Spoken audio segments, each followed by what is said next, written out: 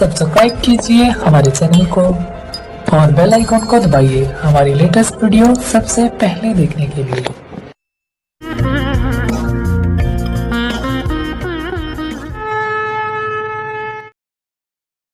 भगवान शिव की जटा कुंडली में जटा एक ये जटा जो भगवान के शिव पर दिखा रखी है ना, ये बालों का जटा, और इसमें एक औरत का मुंह सा दिखाकर उसके मुंह से गंगा निकलती दिखा रखी है। ये तो एक बनावटी कल्पित है, ऐसा नहीं है।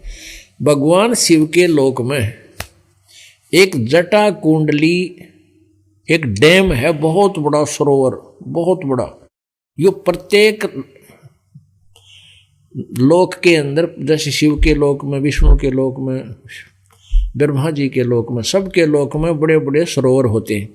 तो शिव जी के लोक में एक बहुत बड़ा डैम है, उसका नाम जटा कुंडली है।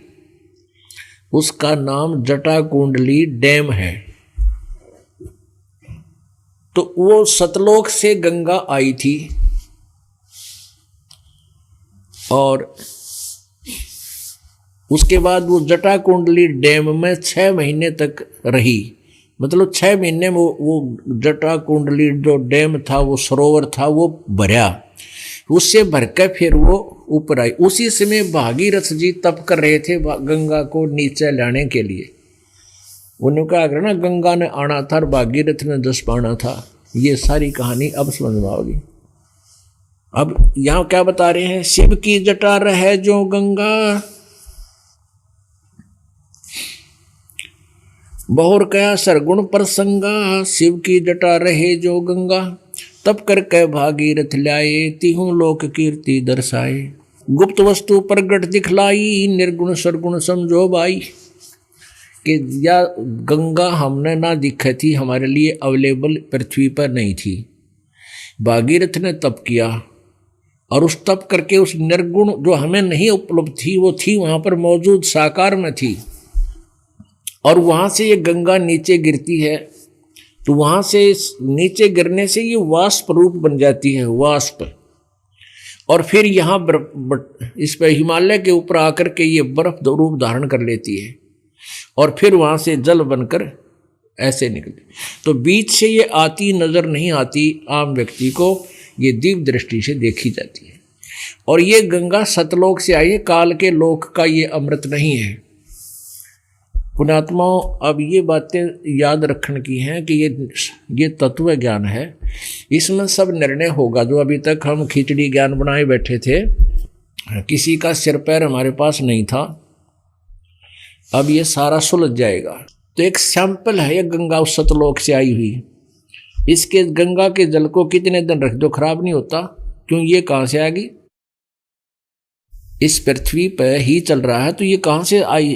हमारी बुद्धि यहाँ तक थी, शिव जी की जटा में तो निकली। फू जो खा रखी नो एक औरत, अरे फुटे भाग मारे। भगवान शिव जी का एक डैम है और वो सतलोक से जब आई तो 6 महीना में वह भरी थी।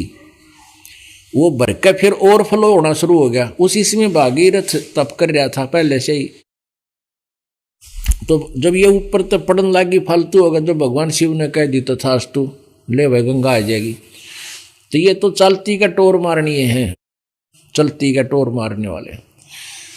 तो ये सतलोक से आई थी फिर शिव के धाम में, शिव के धाम को डैम भर गया 6 महीना, फिर आगे चल पड़ी। अब वो पीछे से चल ही रही है और वो वहाँ से ओवरफ्लो भी हो ही रहा है। और यहाँ अब ये इस प्रकार ये गंगा आपको उपलब्ध है। लेकिन इस गंगा के पानी से मोक्ष नहीं है। तो ऐसे ऐसे अमृत पदार्थ हैं सतलोक के अंदर, ये सैंपल है वहाँ का।